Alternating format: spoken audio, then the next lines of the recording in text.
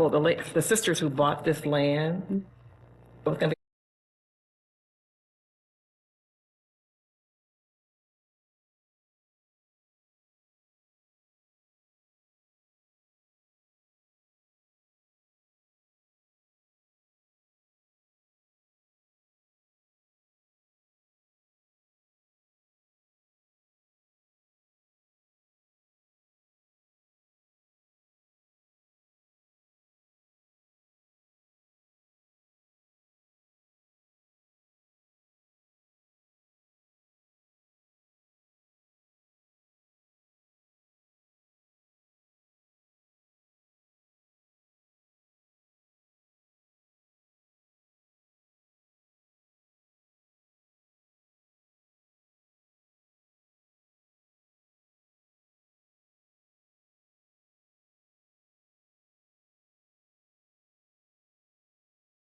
Can I call this a zoning meeting scheduled for Tuesday, April 9th, 2024 to order? Would you please call roll, Robin? Mr. McNulty? Here. Mr. Bellis? Here. Mr. Pierce? Here. Ms. Foster? here.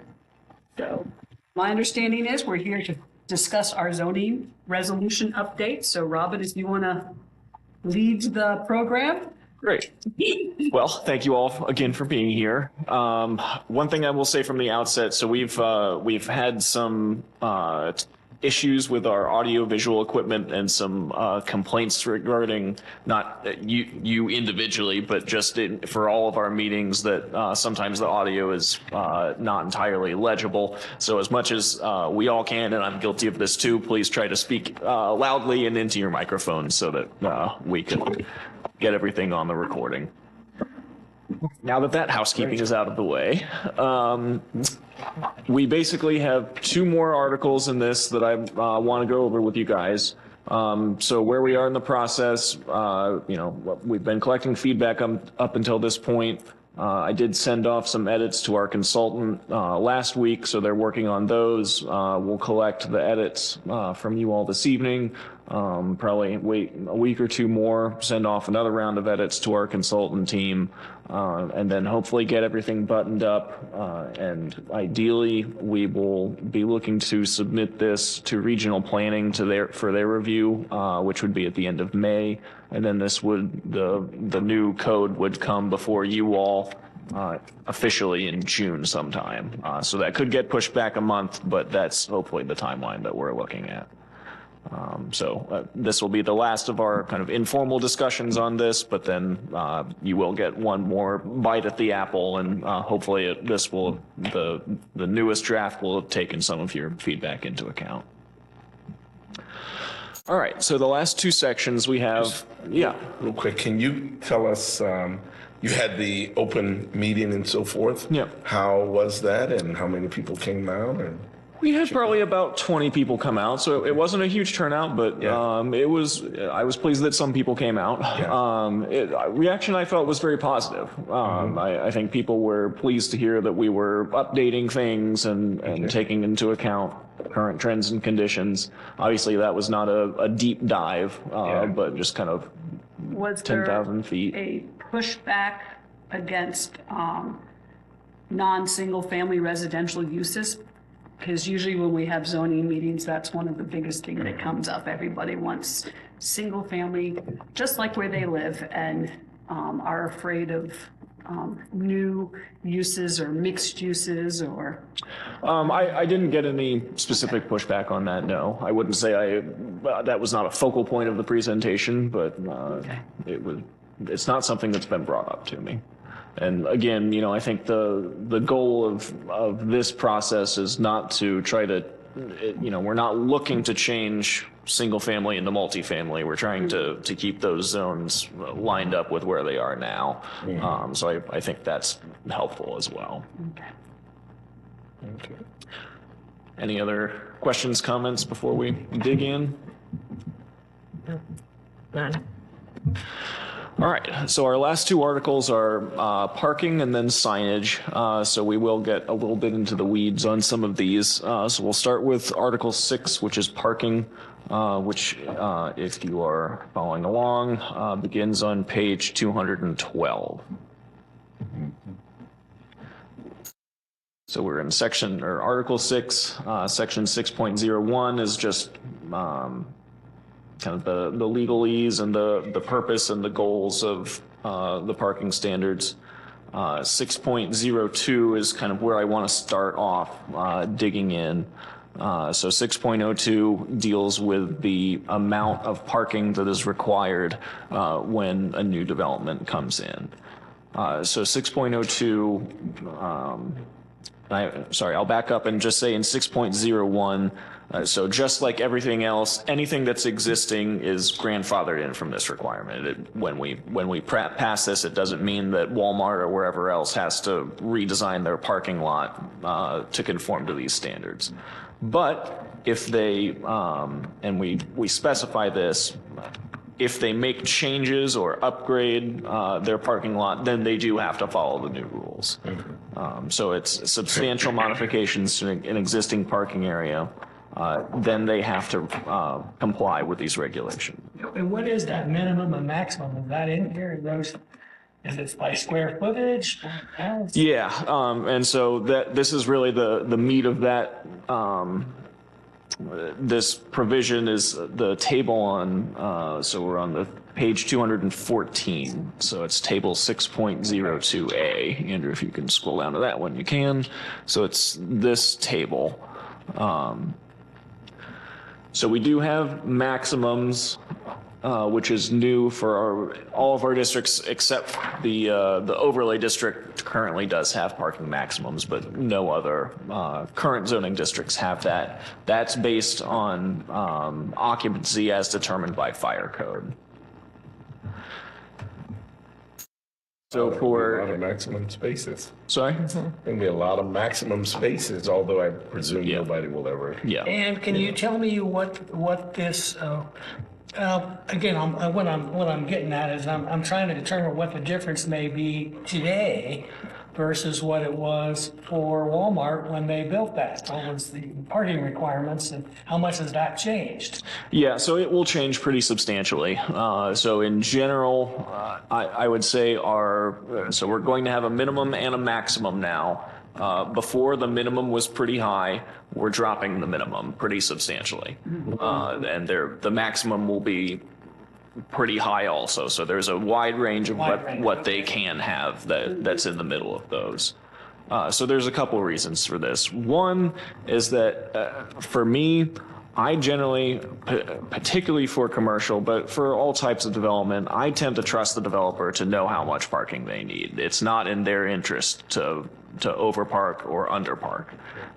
It does happen sometimes, but it's pretty rare.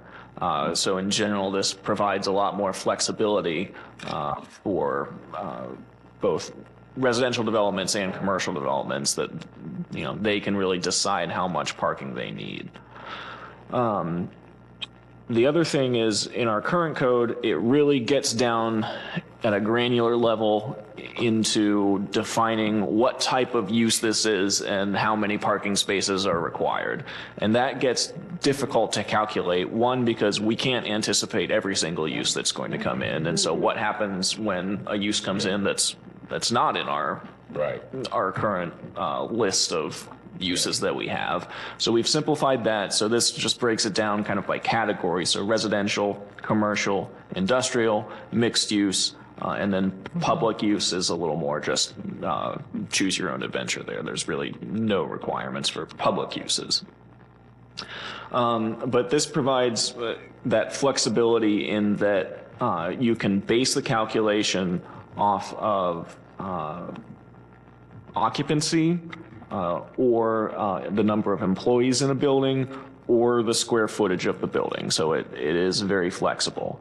For mixed use, it is based on square footage entirely. So residential uses would be 1 space per unit, and then commercial and industrial, it can either be the employees or the square footage of the building itself. I think flexibility, I think that's fine. I'm all about flexibility and giving people choices. And I'm also agree with you, because I pretty much do that in here most of the time, is trust the developers. They're the ones that put the research in and the money in, and they know where their business has gone. But then I think about, the 80s, big box retail and where that was estimated for parking, and part of that was probably because the land was less expensive. Sure. And as we get to future, then it's probably going to be more what you said, is that, hey, they're not going to overestimate that parking because the land was too expensive. And that is You know, sort of my concern. Yeah, and I would, and it'd be easy to agree with. I probably still would if somebody were up here looking for another big box retail and telling me, here's what happens for Christmas shopping, here's what happens for the holidays, you know, those special events for maybe a week or a few days that we need this parking space. And I would argue, what, you're never going to use them the rest of the year? And they would go, I'm being honest, I go, yeah, you're right. But we're still allowing them to do that, which is probably, I don't know where that stands. I really don't. I just think the world's going to change from the 80s big boxes that we have. And I would like to think so, but sometimes I'm not sure, because we had these arguments with some other big boxes that wanted the same provisions that Walmart or Meijer had. They wanted the same amount of parking that we allowed in the 80s, that created those strip shopping malls along 23 that I would like to think we're trying to steer away from. Right. And zoning is one way we can steer away from them. But you know what? I don't want to restrict zoning too much because I believe business has already changed. That's what I was going to say. The internet's already changed that. I think about for myself, how often do I shop at a store? Shoot, I haven't shopped at a store Yeah. mainly probably since 2006. Yeah, but I mean, for the last Do 18 you years. think those businesses or those developers are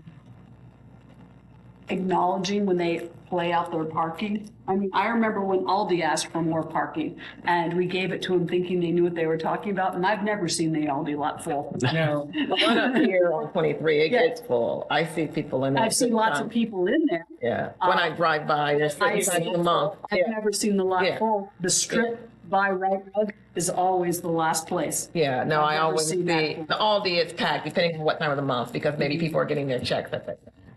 But I think evidence is showing us a lot of the bigger shops release, they're closed down and they're Yeah. empty. And And offices Offices. are not what they used to be with No. their citizen parking, so.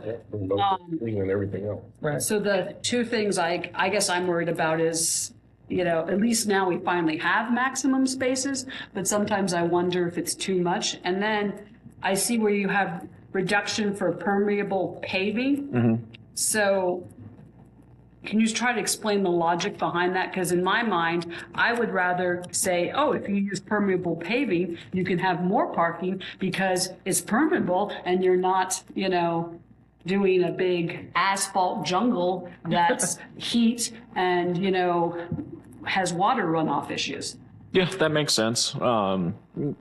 I mean, in general, the idea was just to try to create some kind of incentive for the permeable paving, and so that was the carrot that we came up with, was reduction of the minimum. But we can look at other carrots if that, or changing that carrot if that carrot is not appropriate.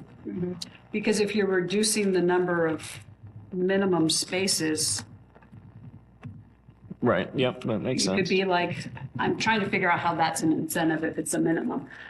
Unless like it's not like we're City of Columbus where we don't have lots of land you can park on, if that makes sense. It would make sense if you're in a tight urban area Yeah, New where York. you don't, what was that? New York. Hey, I was in one of those, Honolulu. Their Home Depot, they actually had a parking garage. It was a 3-level parking because land's expensive, it's very limited. So yep, you had a Home Depot, but they had 3-level. Yeah, and I've been- That was how they dealt with it. Yeah. I've been in DC metro area Yeah. where the parking garage with the grocery store. Just a retail. Florida has like the Tampa area. Yeah. But like I said, I don't know, there's their incentive because they're tight land. Here, I think we still have lots of, relatively speaking, compared to, you know, like the short north. I just don't know how to deal with it. I guess that's the thing. I see the problem, but I'm also, and typically sit here in agreement with giving people freedom and the room and let us decide, let the zoning commission restrict it as if feel the need. And so The next update on this after this is approved, what was, I thought, the schedule of how often this would be reviewed and updated? Once every 10 years, once every 20 years? I wouldn't really put a timestamp on it. I mean, so typically what we as zoning staff would do is, every time you make a code update, you kind of start making a list of, this is where we see people wanting to differ from the rules. This is what we see as the market trends. So we kind of keep a running list of things that we want to change. We can try to do text amendments every year or two, but it depends. If something is really not working, then we'll change it as soon as possible.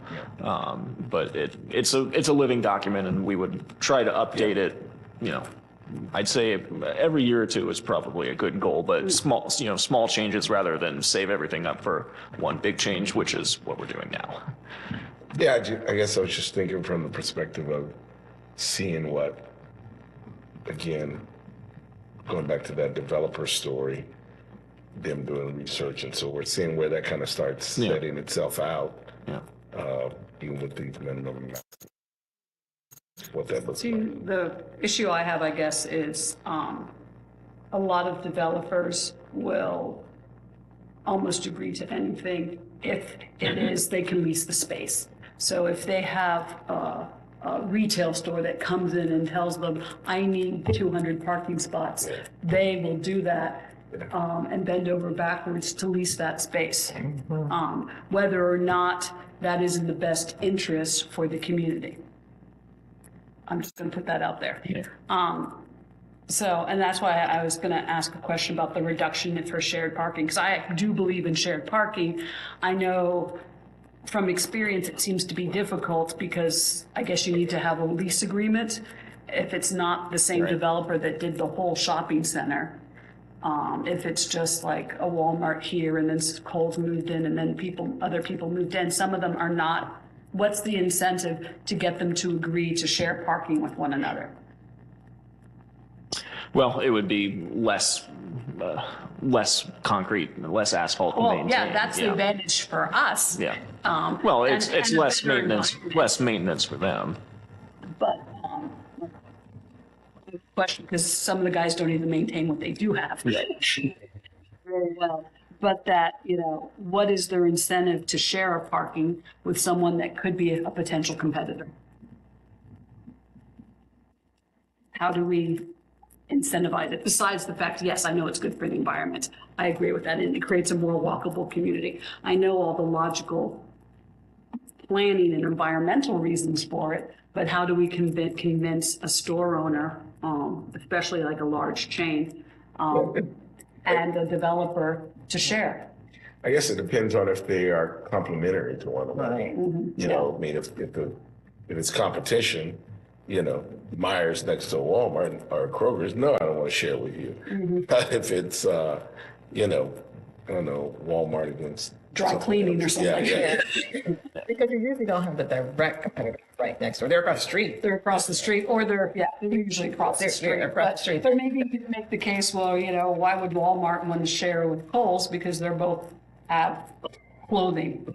Now, Walmart also has other things like groceries and toys and Yeah, and you want that person, hey, if they're already here, they're going to get clothing, so whatever. So they're in the spending mood, and they might think of the milk that they need. Oh, let me go to that Walmart, just go across the street anywhere. So. I noticed you changed the parking space dimensions. We did. Thank you. Yes. Standard 9x18 now. Thank you. What was it before? 9x20. 9x20. So do we have standards for drive aisles, or do we reference standards for drive aisles for like two-way and one-way, head-on versus angle parking? I don't believe so, no. Okay. I would recommend that you do that, because if not, That's deep. this is from personal experience. One thing that drives me crazy is when normally it's 18 2418 for two-way drive aisles, but some developers try to shrink it down, and then it's very difficult to have two-way traffic, especially in something like a parking garage. Okay.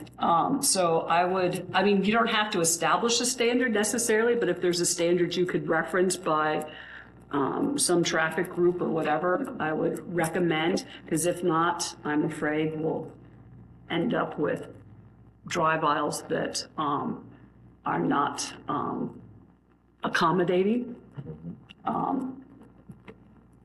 What you look concerned? Well, we haven't seemed to have too much trouble with what, I think about the big boxes in Orange Township.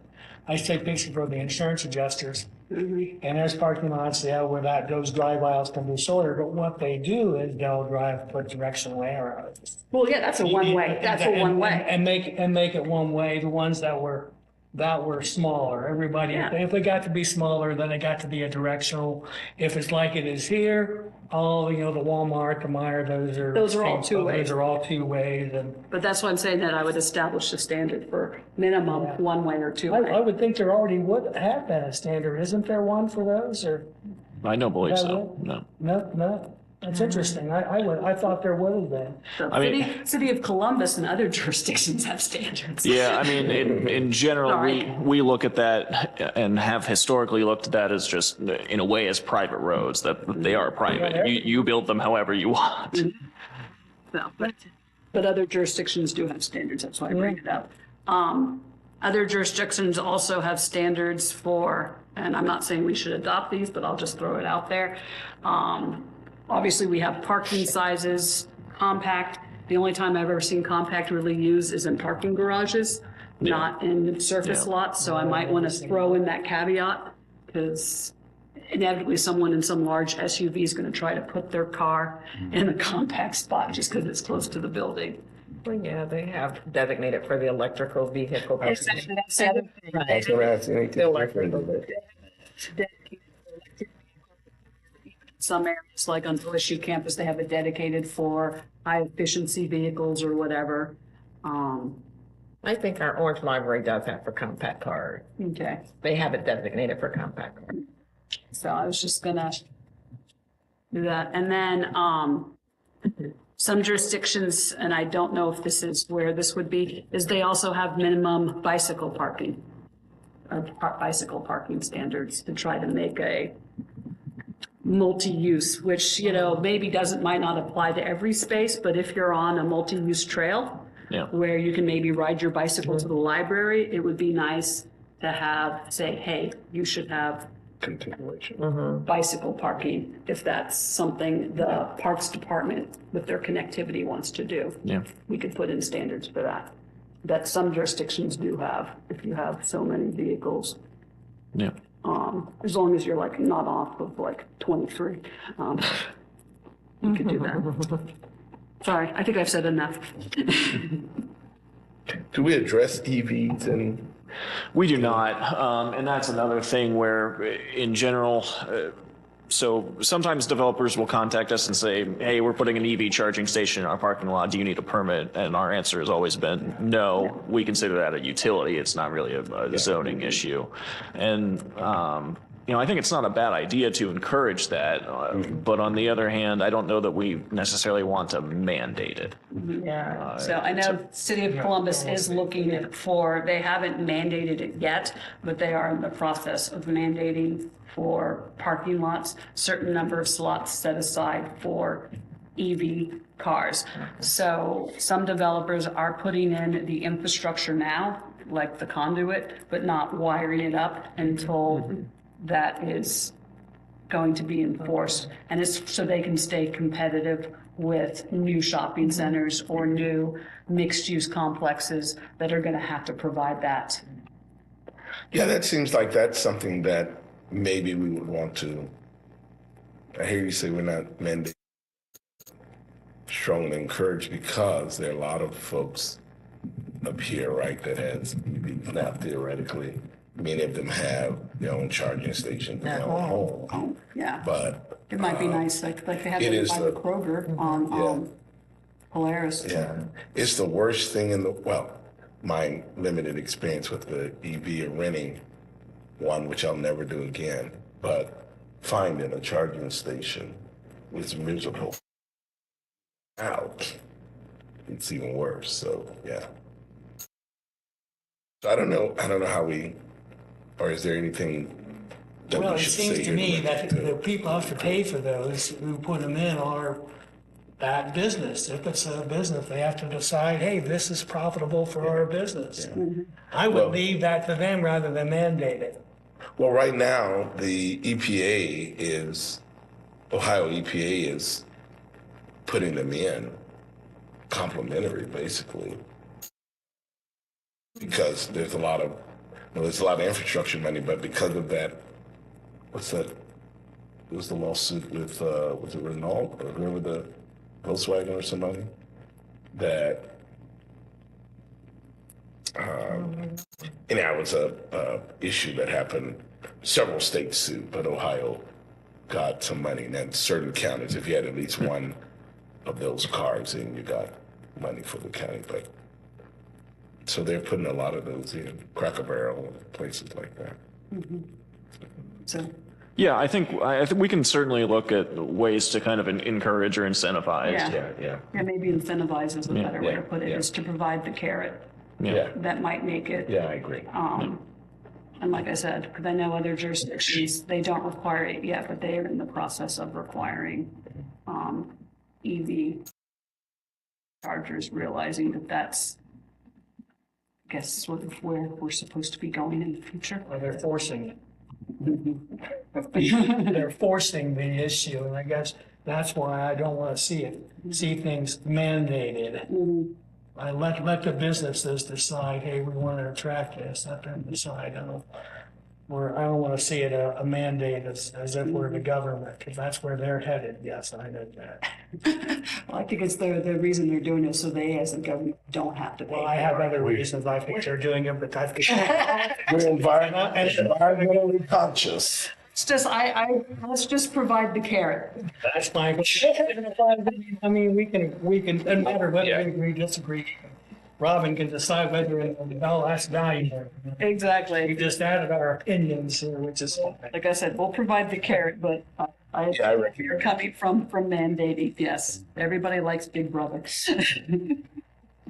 Not, but anyway. All right. So moving on, and we can always come back to things we've discussed before, but one thing, kind of the next parking topic will be kind of the design of the parking areas. So I'm looking at 6.07 on page 217 and starting there. So this would be new. So this would be pedestrian walkways in parking areas. With the idea behind, okay, we all park our cars, but then we all have to get out of our cars and actually walk to where we're going. We are all pedestrians at some point. And so this does require pedestrian walkways that connect the actual parking with the primary entrance of the primary structure. And so it's not really mandating a certain design, but the provision is, the main provision is in B at the top of page 218. No parking space shall be further than 100 feet from a pedestrian walkway as measured by a straight line between the edge of the parking space and the edge of the paved pedestrian walkway.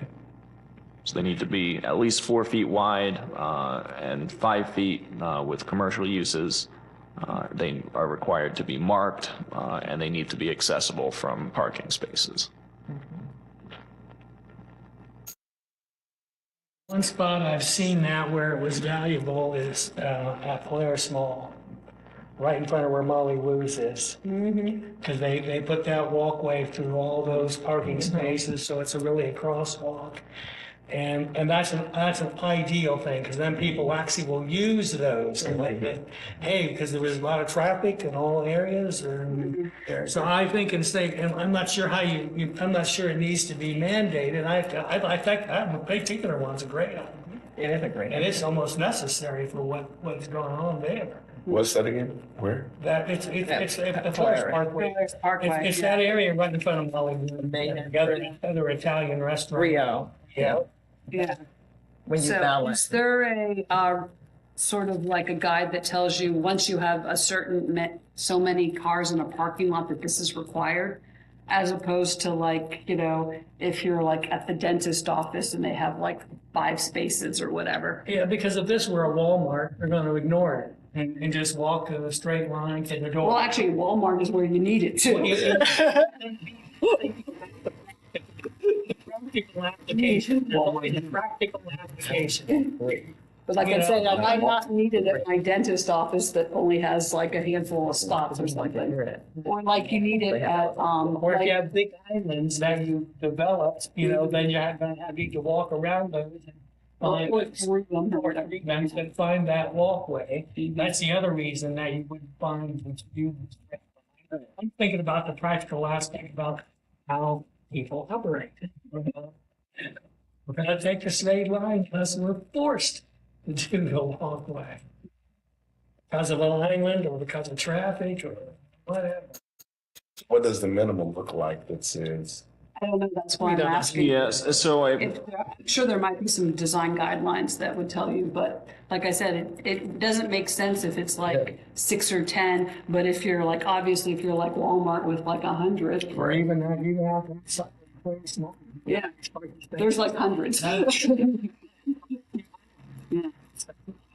Gets to be full lots of times. Yeah, or at least there's just like cars driving everywhere, so it'd be nice to have a staged pedestrian route, especially like if you're a family with kids. Yeah, You want to make sure, the whole thing's safer because they put that in. exactly, so. thank you for bringing that up. I distinctly remember discussing this with our consultant. Okay. And so we came up with some language, and I'm actually not seeing it in Okay. here. So let me make a note of that and make sure, because we did talk about just that. I think we had like any commercial building that was over 50,000 square feet or some kind of provision like that. Yeah, I was gonna say, it seems like it should be based on square footage, some Yeah. sort of scheme, but what is there?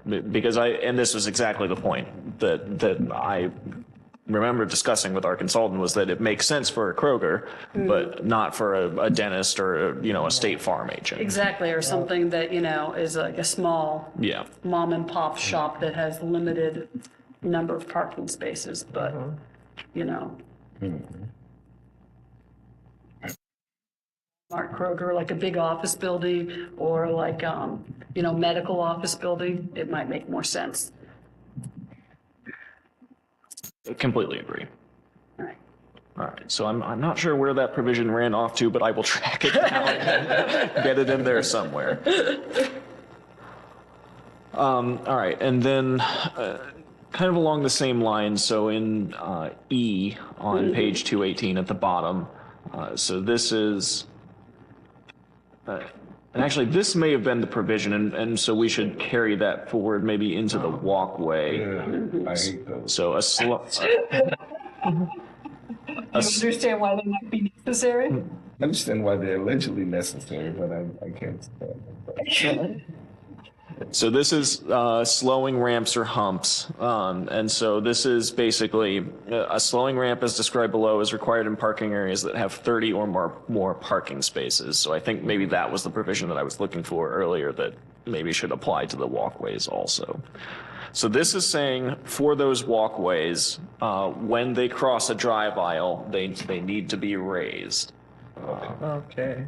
It's not the speed bumps. It's Yeah, when, gotcha. when, I gotcha. like in front of a Kroger, when they have that striped area, that needs to be raised so that cars slow down when they get to that area. Gotcha. I think that's a good idea. It makes pedestrians more visible.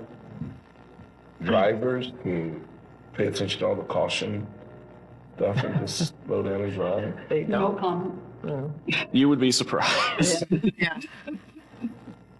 So this requires markings of that. It requires the striping, and it requires that it be raised with at least a 1/1 rise over run steepness. That raises the question for me, but we don't have the answer. I would love to know the statistics. Yeah, How many people get hurt in those areas? yeah. I have Against no idea, and it's not that we should, but having those would be helpful to to saying, hey, really, You reduce the number of accidents by X number with this raise. I mean, all that's private property too. It'd be tough to find even. Well, I'm sure somebody may have done a study though, right, of something like that. I don't know, but I can look into it. Range, so. Yeah. Really dug deeply, you could probably find it somewhere. At least inquire, Yeah. if you will. What I do know is Very that little. nationally, and this is not for parking lots, but pedestrian injuries and fatalities are on the rise in roadways. I don't know about parking lots. Private parking lots, which aren't really Yeah. not covered by the laws or anything, no matter the stop signs, you can run those in there. Anyone stop you. I know, but I think the number of accidents in front of like the Kroger's or wherever is very small. That'd be my, That's my opinion too, but it's very I have no idea, that's just a guess. What if it saves one person from being tagged? well, you usually have women out there driving. We're gonna be very courteous to the other woman out there that's crossing the walkway. Okay. Absolutely. 6.08 is the surfaces, which requires a sealed surface essentially, and does mention the permeable pavers. And then 6.09, also want to talk about this one. So this is landscaping. So this is also another big change where we don't, except for the overlay, we don't really require this currently. Where so there will need to be landscaping in both in and around the parking area. So interior landscaping required. Parking areas and drive-throughs shall provide a minimum surface area of landscaping and a minimum number of trees within the boundaries of the parking area per table 6.09A, which is on page 220. So the amount that's required depends on the size of the parking area, which is done by square footage. So there's a minimum required surface amount of landscaping, and then a minimum required number of trees as well.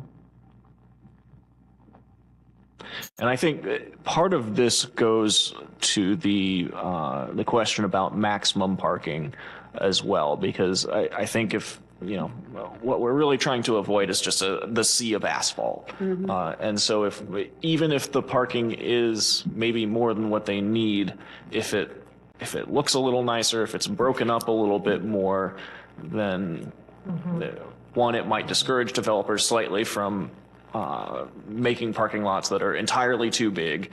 And then two, if they do want to have that much parking, then they need to have more trees, landscaping to offset that. You gotta be careful because now you're into from a zoning enforcement.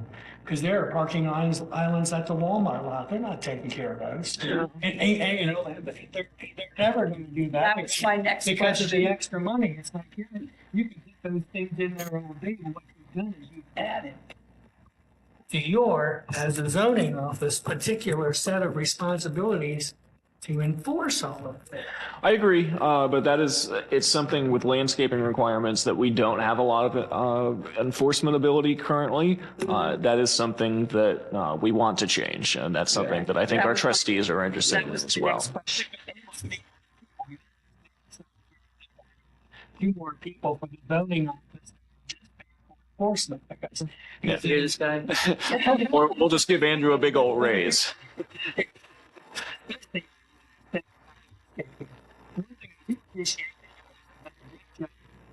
Here to enforce it.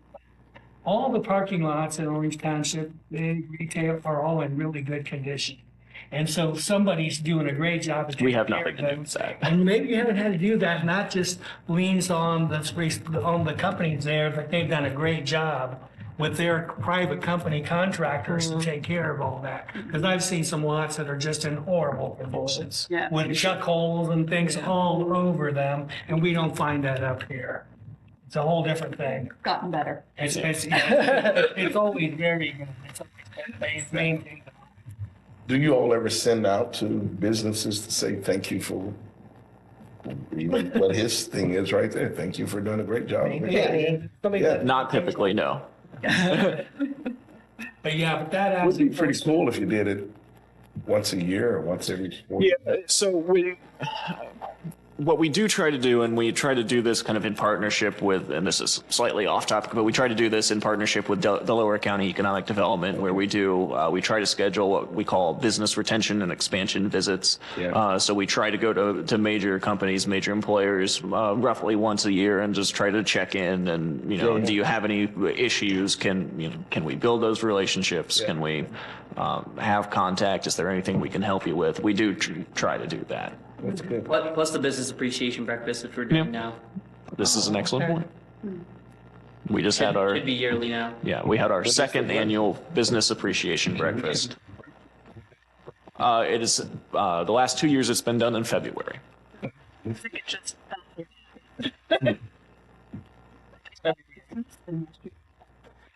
I do. In Ohio. Not in. Yeah, understood. But maybe they could. idea. Yeah. Actually. And with the new rule, I can put it in the house. Yeah, that would be my only comment would be enforcement, because in some parking lots, the islands are not maintained and they are filled with trash and weeds and what the incentive is. And I understand why there's not mulch because of the fire risk, but if we're going to require them to have trees and landscaping, are there guidelines of what that landscaping's supposed to be so it's not weeds and trash? Right. I mean, Orange Township had a difficult, it was only recently that they decided to enforce all those businesses that are there on the east side of 23, before you get to Orange Road. Because Aldi's and all those, none of those guys, they were ignoring all of those landscaping requirements that they had signed off on agreed. Yep. I think you guys eventually went out and took care of some of that, but that's, yeah. Are the acceptable tree types noted? Somewhere it's the same as the residential story that we. So, not in this section, so we would kind of refer to the landscaping section, which in turn refers to Ohio, ODNR. Yeah, guidelines, yeah. so you don't use invasive species. Right, Yeah. Okay. Landscaping is always a good idea, but it's enforcement. yeah, agreed. Or if a tree dies, they have to replace it. I was gonna say, because we have those provisions in some Yeah, codes. Does that Yes. apply to the parking? that would, yes. Okay. Yeah, it would be like any landscaping. Okay,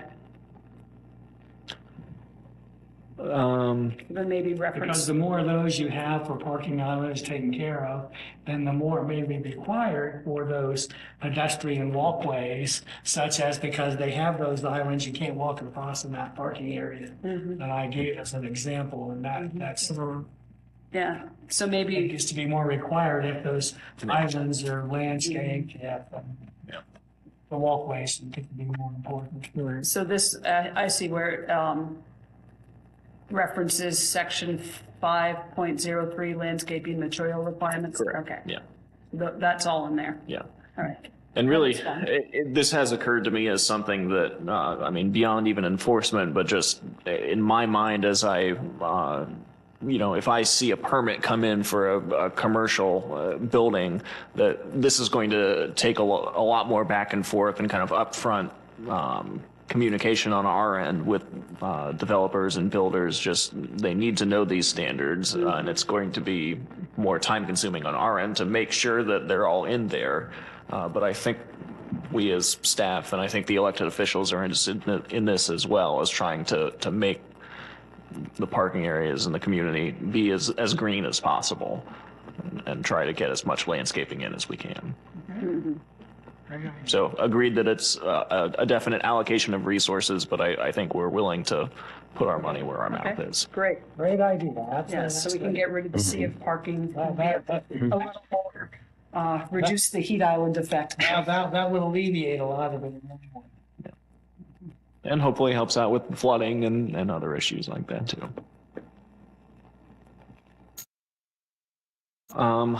Section 2, I don't know where I got that. Section 6.10 on page 220, that's where I got that. Is drive-through standards. There really aren't a whole lot of hard and fast standards on there. One new thing is that we will be requiring the bypass lane for drive-throughs where there has to be that extra lane beside it so that people can get out if they need to. Frustrated. So these, we're keeping the standards for drive-throughs that it has to be connected to an actual establishment? It depends on the zoning district. Okay. And I would have to, so it says, yeah, permitted locations only as specified in section 3.02. I think in general, they are permitted in the commercial areas. So they're permitted in the commercial corridor and then conditional in flex employment, and that's it. I think we had some notes on that from our use discussion. That's page 167. Okay. Sorry, I'm trying to look that up. Just because I prefer to have the drive-through connected with an establishment Understood. as opposed to like a standalone kiosk. Yeah. Well, they allowed that coffee kiosk there and the Oh, Meyer. by Meyer. Yep. Big B Coffee. Yeah. Yeah. They gave us free coffee for our business appreciation breakfast. The only other issue is that I've seen is that the Wendy's queue can be a little bit long sometimes, and then it stretches out potentially into that next Yeah. lane of traffic, and I'm not sure what can be done about that. But again, that's only at certain times of the day. That's not a all the time occurrence. Just Who enforces upkeep of the menu, what is that contraption out there called? Thing, Big Beard, the coffee cup? No, the menu board itself, Oh. when they began to look That would be the stores. yeah. fall apart or whatever. The store. You know, I've seen it. Or when they're non-working. Just wanna, Yeah, that's not really something. Yeah. It would be in the store's best interest to keep it up Yeah. so they can get those orders. I don't think anybody around here is going to let that go. Too many potential customers. well, I just can't stand the one at Torchy. It's like Torches. Yeah. Oh, that's by, Costco. yeah. Yeah, in front of, so it used to be a menu board. And so now you drive up to it and it just has like a sign that says, oh, you can order ahead or something. Yeah. But you can't talk to anybody, you can't do anything. That's the business. And Yeah. then you don't go there anymore. Yeah. Yeah, I You do. can find something. Yeah. Anything else we want to talk about with the drive-throughs?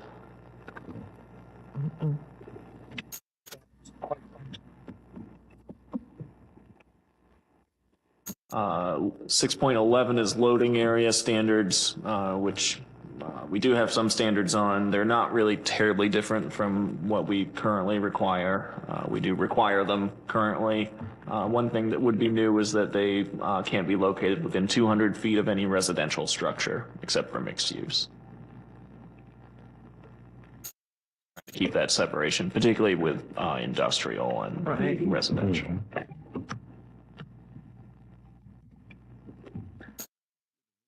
That makes sense. A lot of sense. And last section in Article 6 is 6.12, sidewalks and walkways. So this is something that is different. We kind of pulled this language out of the current overlay language where we do require a sidewalk or a multi-use path in front of a parcel when it's developed. So all arterial and collector roads in Orange Township shall have a multi-use path that is at least 10 feet wide along one side of the road and a sidewalk that is at least 5 feet wide along the opposite side of the road. And how is that working? Is that working also along 23? Speaking of sheets, is that sidewalk? I don't even remember whether there's one there. There is. They have a There multi-use is one. path. Is yeah. that connected all the way down? It doesn't connect past their property, but it is on their property. Okay, so they adhere to that, but Yeah. it doesn't connect to anything. Yeah. Yeah.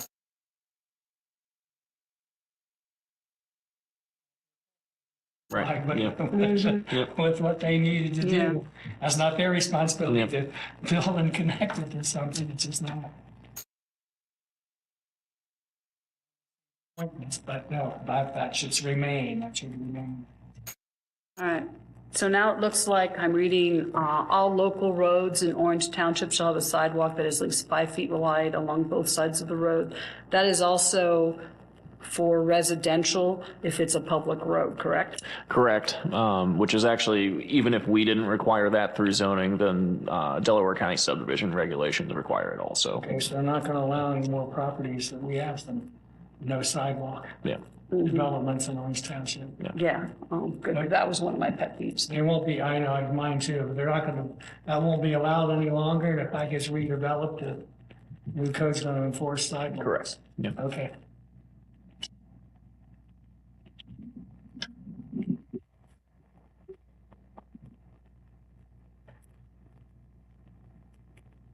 That's also a good addition. I agree. It's good. Yeah. Yeah. And hopefully that pays Tired of- dividends over time. Tired of So this is- subdivisions with no sidewalks or sidewalks on one side only. Yeah, this is for the future. That's all good. I almost want to say any development that calls itself walkable needs to have sidewalks on both sides of the street. Or you can't call yourself a walkable community. All right. That is Article 6. Okay. Anything you want to revisit or touch on again? Anything that we missed? Back if we think of something. You know where to find me. Email Bowie. Yep. Robin answers all the emails. All right, well, hearing none, we'll move on to Article 7, which is signage. So this is very different from our current signage code.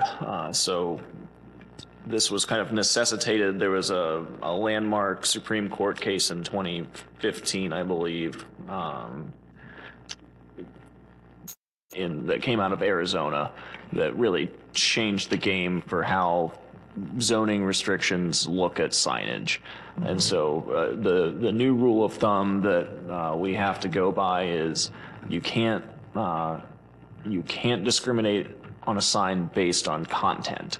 So you can't if you have to read the sign to be able to tell what type of sign it is, then that's a bad code. So you really have to specify very much about dimensions, about whether it's permanent or temporary, but you can't distinguish political signs from for sale signs, from realtor signs, from business signs. You can't make those distinctions. You have You to make really distinct between temporary and permanent? so that you can, Okay. but you can't. You can't kind of treat political signs versus realtor signs differently.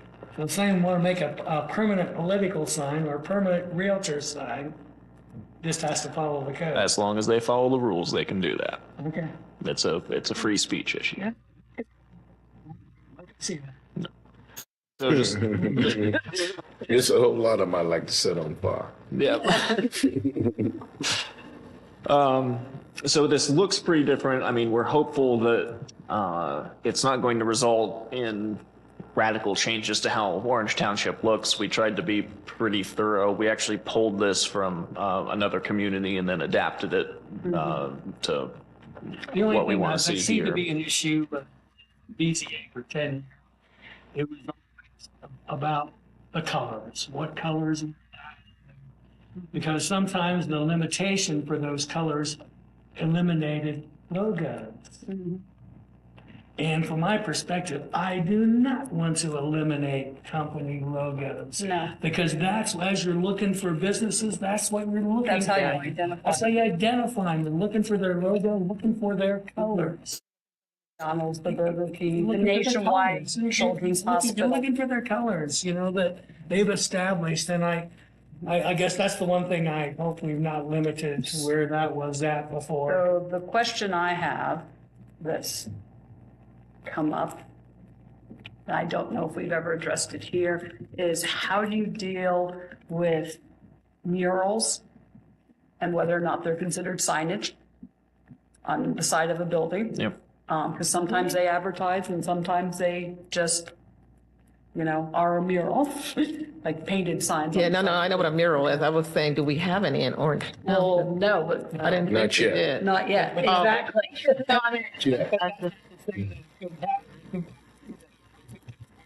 And then the other thing is, decals or painting on storefront windows and whether or not that's considered signage and should be regulated as signage. Yep. Because that's occurred in other jurisdictions where you have like, I don't know, High Street Brewery Company and they paint their logo Right. on the window. Is that considered a sign? Yep. Or, you have like window clings or window films that you can get just to block the sun, but sometimes people advertise on them. Yes. And then there's always that temporary poster that people put up in the window. So we'll go ahead and now you got a lot to run through. Sorry. Yeah, I think, because my first thing was just about the color and the logo. What do we do with that? So colors, we are not regulating. That, again, Okay. that would be a content-based issue that Okay. we are going to stay out of. Okay.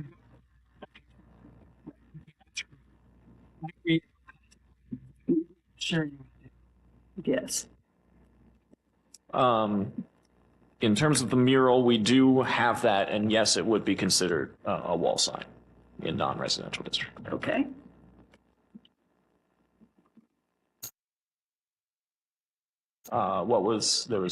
Window clings and our painted or etched windows. You know how you can paint or etch a logo on a window? That's come back now. It used to be done historically, and now people are bringing it back. Yeah. Let's see, we do. Sometimes I remember that we have something in there, but I haven't used this enough to remember where it is. So let's see. So this is in 7.02. So I'm on page 225, number 9. So this is I was looking at that, This is yeah. exempt from zoning permits. Painted signs, decals, or other signs located directly inside or on the window and or door of the ground floor of a commercial use, if less than 50% of the area of a window pane. All right. So let's say I have a storefront window versus a sash window. Storefront window could be like 8 feet. Sash window, we're talking about a pane of glass that's maybe 6 inches by 8 inches. So I have issues with the size being dictated by the area of the window pane. Do you understand what I'm getting at? Yeah, I mean, and then directly below that is door signs is if less than 3 square feet in total area and not more than one side per door. So we could maybe include, we could just change that to door and or window sign. Yeah.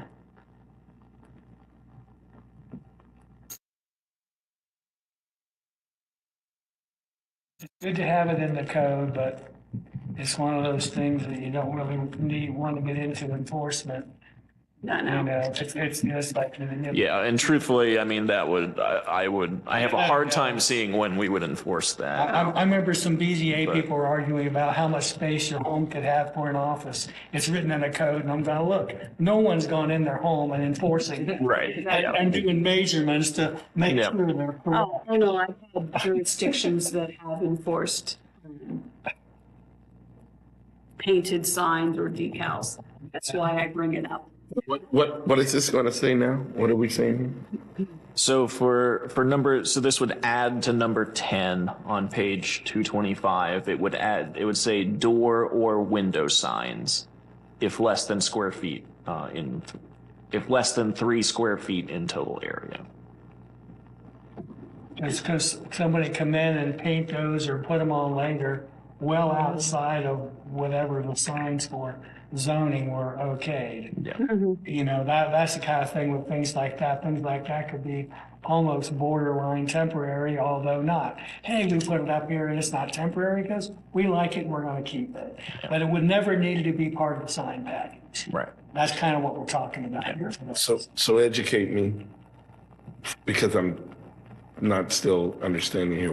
Are we limiting the signs or we're not limiting the signs? No, so that would say if they're under that 3 square feet, then they don't require a permit. We're not, we're not And enforcing. if they are, Above the 3 square feet on a window, then it would be 50%. So if your window is more than 3 square feet in total, which would be like a 2x3 window. So if your window is larger than 2x3, you get 50%. For reference, I believe our current code says 25% to cover windows, so slight increase, but I think reasonable. what's our challenge with someone using 100% of their window for whatever? At the end of the day, it's none, unless somebody walked in and told zoning, hey, I don't like this sign on the Yeah. window. And then that would force somebody here to look up the code and go fix it. Other than that, no one's gonna care. Yeah, so That's what- just the practical use. So why are we even noting a limitation? I think it's good to put it in the code. Yeah, I It's good to put it in as restrictions. Because you need to have it there, because Baseline. if not, Yeah. somebody will plaster those signs Exactly. all over. Yeah, whether so you just like it try or to not. keep things as non-cluttered as possible. You need to have it written, so most people are gonna pay attention to the written code, not do it. You know, there may be somebody exception, oh, I'm gonna do this and I don't care. Or I didn't read the code and I really like it. Where I have a window cling, which is also advertising my business, and it's taking up the whole window. And then the neighboring business will complain. Yeah, because at my shop, I like taking up the whole window. I've never asked about the zoning code, of course. Nobody come. Yep. Don't ask, don't tell. Don't ask, don't tell. I'll keep that in mind when I'm shopping. Township. Because I've had an instant where a client did put a decal on their window that was larger than the zoning code allowed, and we were like, well, I'm confused because all these other shops next to them have these window clings on, and apparently they were all outlawed. Or contrary to zoning, and the jurisdiction had everybody in the shopping center remove them all. And so the owner did it because he thought it was allowed, because everybody else was doing it, No. only to discover That nobody should be doing. nobody should be doing it. At BZA, we had kind of like that one on the sign, but it was a patio. Guy wanted the patio just like he had his neighbors. Now, his neighbor never checked with zoning. This thing didn't meet any of the code. It was way outside everywhere. So, but that alerted zoning to it, so they took a look at it and gone, no, it's not. They had just grandfather it in. They weren't gonna make him tear it up, Right. you know, but he never would have gotten caught except for his neighbor wanted one just like it. Yeah. And we weren't allowed to allow it. Same thing kind of with the signs. No one really complains, nobody knows, you're good. You're Yeah. good. And as Andrew points out, this would be an increase from our current. I think our current code is kind of restrictive for 25%. Yeah, or we've had issues with signage in our code before, so. Okay. The main one you fixed for me though. So other big picture signage things, so there's no signs in the right of way. That's still going to be the same. So electronic messaging centers will be permitted, which is the light ups, or I mean, not light up, but yeah, message board signs. So those will be permitted for institutions, like schools, utilities would be able to do those. And then gas stations would be able to do them. Those limit as a temporary or as permanent, but it's just limited to those institutions. They would be limited to those institutions and they would have to be permanent signs. Did you say churches were included in that or no? Yes. Yeah. Okay. And they, I'm going to find the provision, but they can only be a certain percentage. No, 7.06 starts on page 229. They can't be more than 50% of the total sign area. Currently, EMCs are not permitted at all.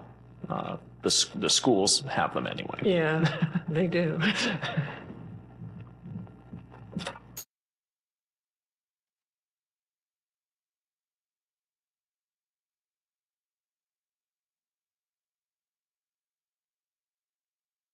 The next one is a big one. So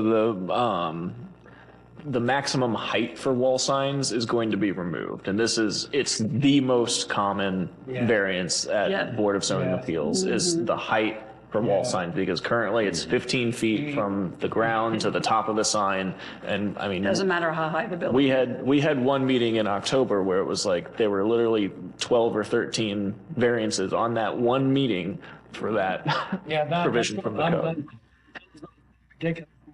It caused a lot of problems with BZA. I remember one bank we forced, to keep the sign lower. And that same bank in Dublin has the sign properly where it needed to be. It was about 25 feet, but it was like near on the top of their tower. And we wouldn't allow it because we allowed a little variance, but not. That's great. Yeah. Because architecture matters here. Yeah, exactly. Dublin has always been pretty strict on their. They weren't in this particular one. They allowed it because it was architecturally correct where they wanted the sign. Oh, Dublin. And so we're changing, instead of focusing on the height, we're going to focus on the size of the sign, which to me makes much more sense, where I would rather have a smaller sign that's higher up on the building rather than a gigantic sign that is at eye level. Yes, absolutely. That's still based on all the architecture. It makes more sense. Yes. So it's based on the square footage of the facade of the building. I was gonna say, yes, it should be based on the size of the building. Yeah. Yeah. So hopefully, the intent is that scales appropriately.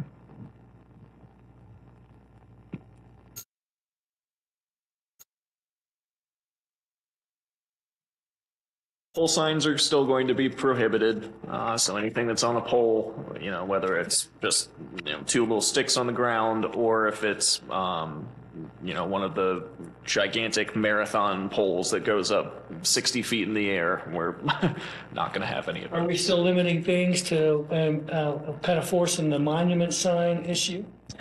So monument signs are going to be permitted. They're not going to be conditional use, which is another thing that happens at Board of Zoning Appeals all the time, which anytime somebody wants a freestanding monument sign, they have to go to the BZA, and the BZA almost always approves it. But still, a monument sign was always, you got to build this as a monument sign. Yeah. Is that still pretty much required in the code?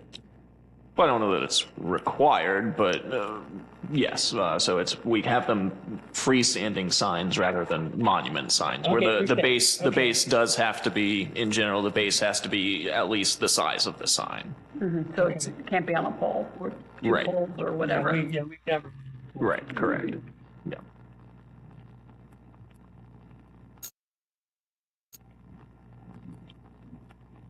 We are going to be a little bit more permissive on temporary signs, particularly with businesses.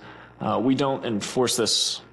I guess we do some, but we want businesses to be able to advertise a little bit more and do it within the bounds of the law. That if they have sales, if they have, if they're trying to do special promotions, or they need, they have now hiring signs, that they can do that with limitations. We have time limits on it. We have, how big they can be, how many they can have. But currently our sign code doesn't allow for that at all. We want businesses to be able to be successful, and we want the township to look nice. They have to commit to BZA. No. But you have restrictions on either a time for the signs or something? Correct. Yeah, both. Okay. What does the time restriction look like? Let me find it.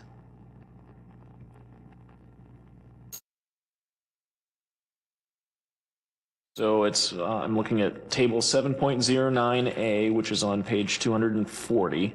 So generally it's 14 consecutive days, Okay. up to 4 times per calendar year. Up So to 4 times per. per calendar year. Yeah. So if somebody has it out for 2 months in a row, then we might notice. Right. And Yeah. Any restrictions for lighting for those signs? it's going to stay the same, where there will be, you can have accent lighting, but it'll be restrictive. I don't remember It's exactly same what as- they are. Same as whatever we're allowed for the permanent sign. Yeah. Obviously, none of those, well, who knows, well, these days, those should be internally lit, these days. Yep. versus those wouldn't be a big deal.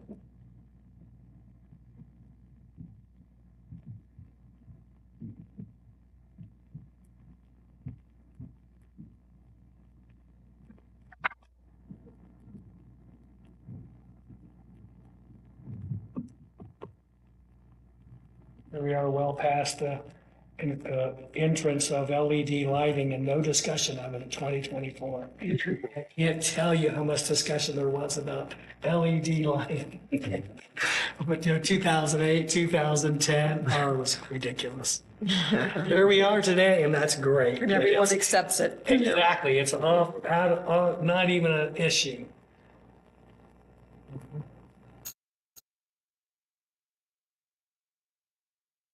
This, again, this signage code is just pretty different from what we have currently. It's pretty granular to just try to capture Better. all the different types of signs. So we're hopeful that this does that. We won't go through every provision here, but if you want to dig into it on your own time and get back to me with any comments, so sure to do that. Already better. Great job. Yeah, I saw that you have a provision where temporary signs, if they get exceptionally deteriorated and become an eyesore, that you are allowed to, Yep. okay. So now, in the maintenance section, 7.11, is that applicable to all signs, I presume? Yes. But you know here about what all must happen with those signs. I presume that includes that sign through that drive-through. Going back to that drive-through. That's private.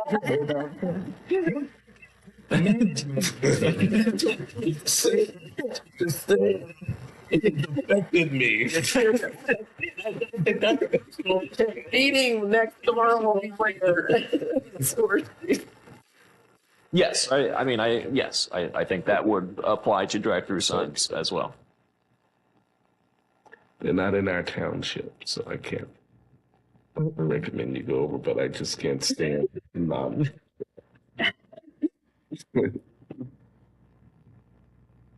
Maybe I spend too much time eating drive-through.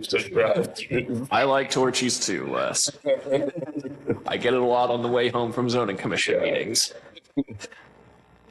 I think they have a great product. It's good.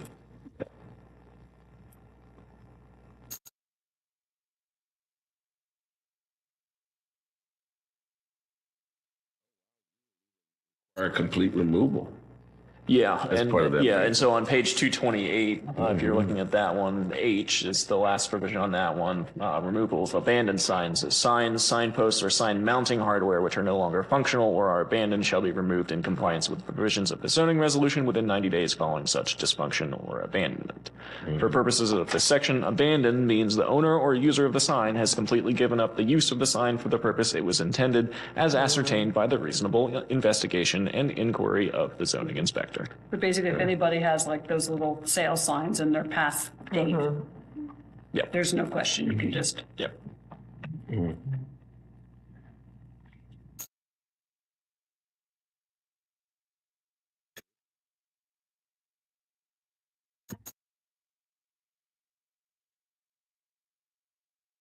I'll have the restrictions for all the temporary political signs that not in the right of way. In general, signs cannot be located in the right of way. If political signs is a very legally touchy subject, we tend not to do anything with political signs. Because in the old days, you used to be a zoning director to take his Cadillac out on the weekends.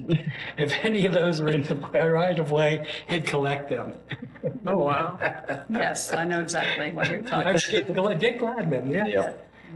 And he was very famous for that. Okay, you can't touch any of those. So even if they're in wrong locations or in the right of way. If they're very egregious, like if they're right up next to the side of the road, then our road guys will pull them. Or if they're in the middle of a roundabout and they're blocking the view, then they do get pulled sometimes. But in general, okay, you don't touch them, can't touch them. Okay. Our legal counsel has advised us against that. Okay. So Too much for those. Except for temporary- the right. So basically, anybody can put any sign they want up in their front yard. Yeah. Okay, that's fine. I understand why that's. So if a sign is in the right of way and neighbors are unhappy about it, they can contact the office. Okay. They can. And you can tell that we can't really do anything about it. Generally, that is the answer. You can have an official answer if you like. Yeah.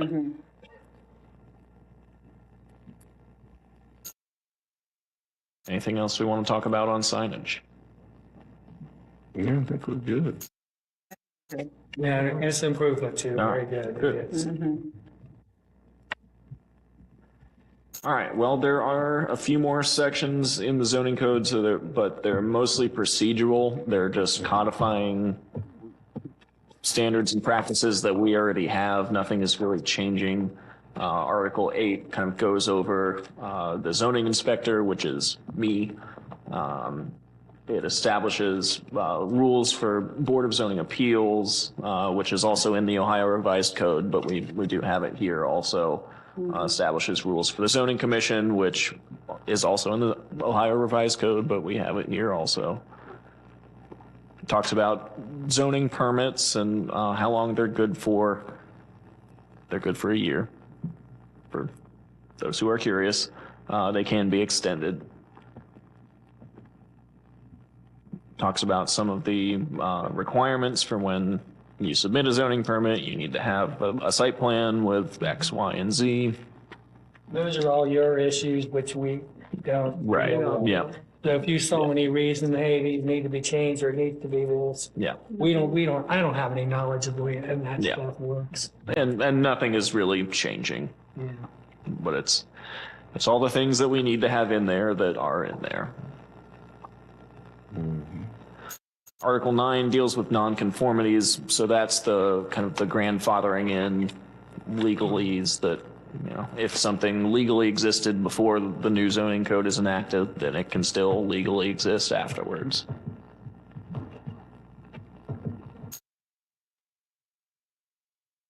Article 10 talks about enforcement. Again, just stating what we can enforce, how we can enforce it. And then Article 11 is the definitions. And then we're done.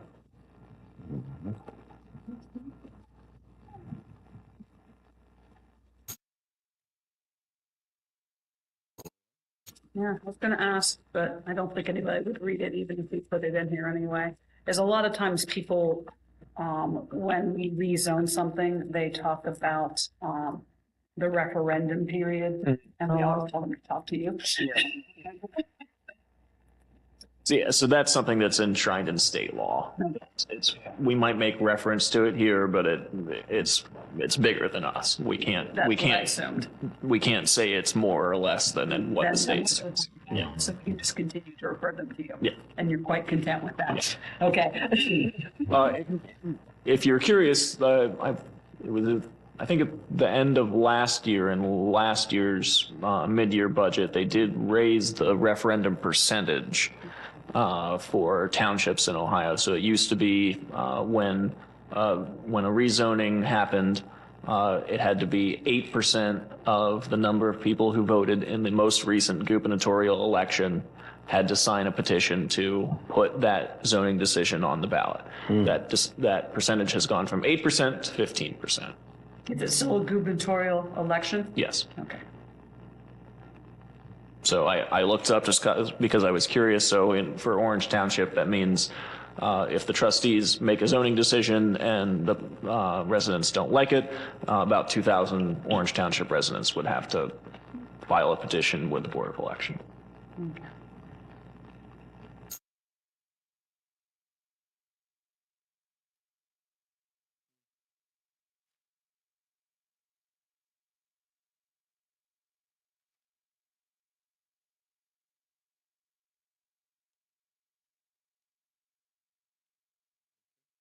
Anything else we want to talk about with the zoning code? I'm looking through the terms. I might have questions for you. Sure.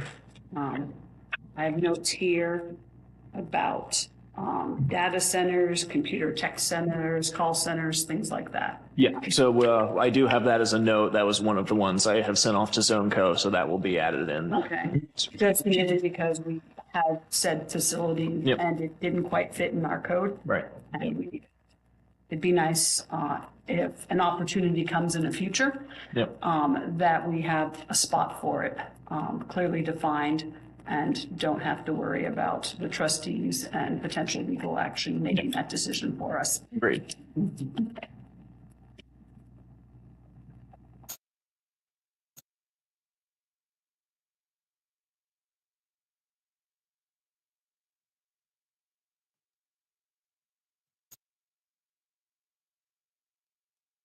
Do we still have, and you might have already covered this, we used to have a provision restricting the outdoor sales of merchandise, except in industrial areas.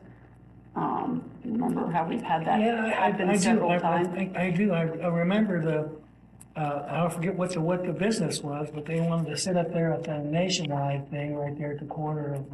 And there were issues with that. And they were allowed to do that, and it was not really a problem. It was temporary. It was I temporary. mean, months temporary, not just weeks or days, as I remember. At least what I think. Yeah, but I remember also like the Kroger on 23 wanted like an outdoor sales area like they had at the Yeah. Kroger on Polaris. And we didn't allow We it. didn't allow it. We told them they had to have a spot inside to do that. And then they're like, well, Walmart does it and other places do it, so why can't we do it? So I was wondering if we have further, Because Home Depot sets up, with theirs as a drive-through for mulch and Exactly. stuff. And they were out front, and now we forced them to put put it that. out on the side. Put it on the side. But sometimes they and still drive try her to back. creep up on the front. That's a good plan. I'm not sure if any of that's, and those were, Home Depot was temporary. That Nationwide thing, I remember what This was temporary.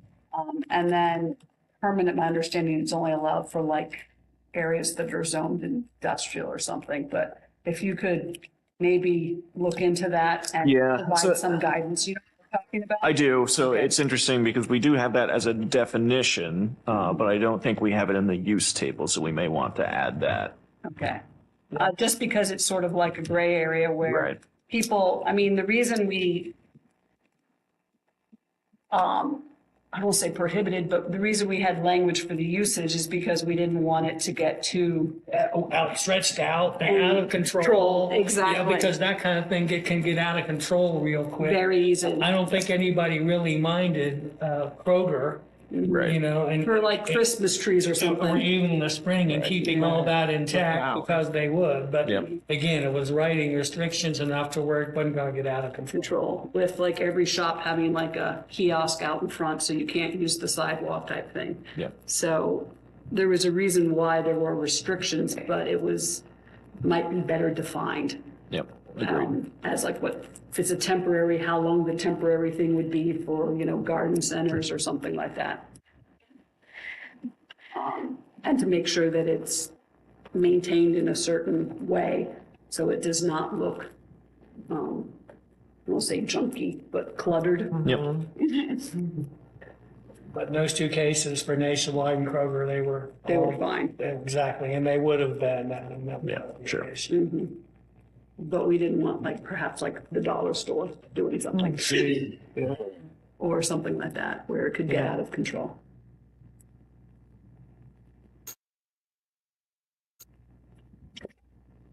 There's some minutes to approve, am I right? Yes. There are, and let's see, I apologize. We didn't print out agendas for you, so I'm printing one out now so that you can know what minutes you're approving. Sorry, Robin. That's okay. I didn't think of it either.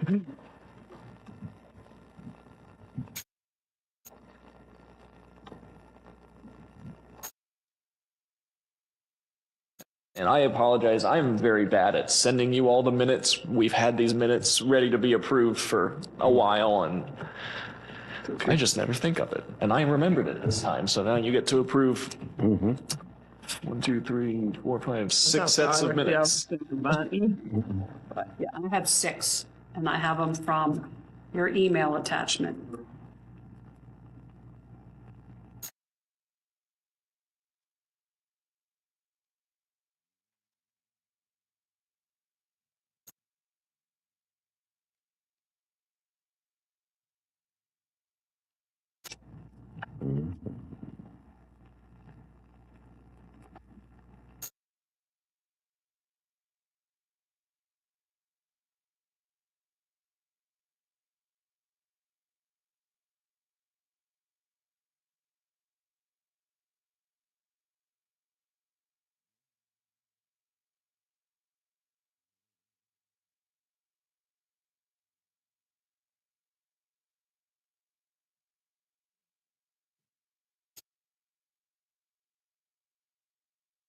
I appreciate you. Thank you.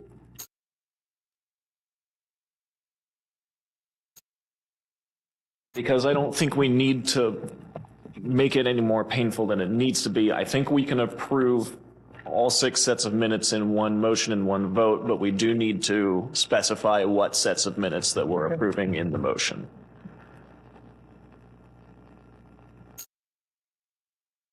Okay. Want to read all those off? Okay, we can do it that way. What do we do about ones where people should abstain? Or are you worried about There that? is no requirement The to truth abstain. is, we haven't paid attention to that for months and months. I know. I paid agree. Well, let them approve with the abstain from, yeah, whichever one they want to abstain from. Yeah, yeah. If you want to do them as separate motions, then that is fine. Does the rest of the commission feel? They could all go together. Yeah, Okay. a little abstain, abstain. They. Abstain? Yes, because I know there's 2 I need to abstain from. One in particular, I need to abstain from. Trying to remember if I was here for the, Okay. But I don't, I wasn't here for. All right. So what I would like to, a general motion to approve meeting minutes from the following meetings. November 21st, 2023, December 19th, 2023, January 16th, 2024, January 23rd, 2024, February 20th, 2024, and March 12th, 2024. Can I have a motion? I second. I need a motion. I move. I need a motion. I move that we approve all of those I minutes. had already said I moved. Oh, I missed that. I'm That's okay. sorry. He can do it. It's not a big deal. All right, can we have a vote?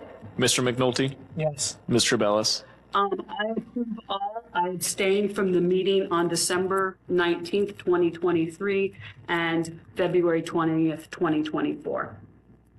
Mr. Pierce, yeah, what's his name? I approve all, and I abstain from the one meeting I missed. However, I do not know the date, so I will accept whatever the meetings indicate that I was not there.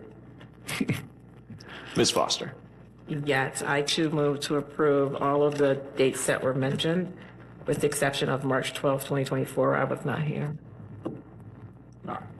Motion carries. Motion carries. Who do we have for And- seconding the, I had a second. Take your pick. Thank you. And I assume the meeting that I wasn't here, you all did meet though still, right? I don't even remember which one that was, Les, but Yeah. It was the- Nobody remembers. Okay.